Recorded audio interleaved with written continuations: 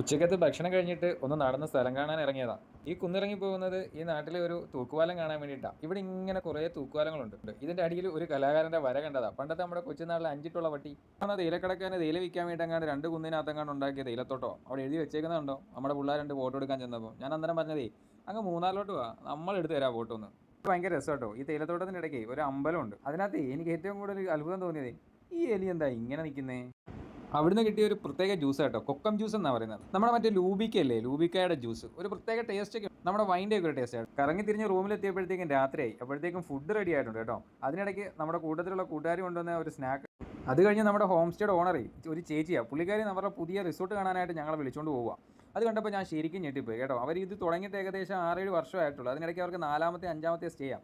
ഇത് 1,10,00,000 രൂപയ്ക്ക് തീർത്ത പ്രോപ്പർട്ടിയാണ്. അപ്പോൾ അവരുടെ വരുമാനം എന്താണെന്നുള്ളതൊന്ന് ഊഹിക്കാവുന്നേ ഉള്ളൂ. ചേച്ചി അസൽ ബിസിനസ്സുകാരിയാണ്. നമ്മുടെ നാട്ടിലൊക്കെ ചുളിയും കുത്തി ഇരിക്കുന്ന പെണ്ണുങ്ങളെ ഈ ചേച്ചിയൊക്കെ കണ്ടുപിടിക്കണം.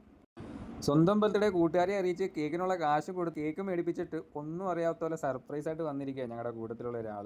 എന്തായാലും കേക്കൊക്കെ കുറിച്ച് ഞങ്ങളൊരു കേക്കൊക്കെ കഴിച്ചിട്ട് നേരത്തെ കയറി കിടക്കുക. കാരണം നാളെ രാവിലെ 6 മണിക്ക് ട്രെക്കിങ്ങിന് പോകാനുള്ളതാണ്.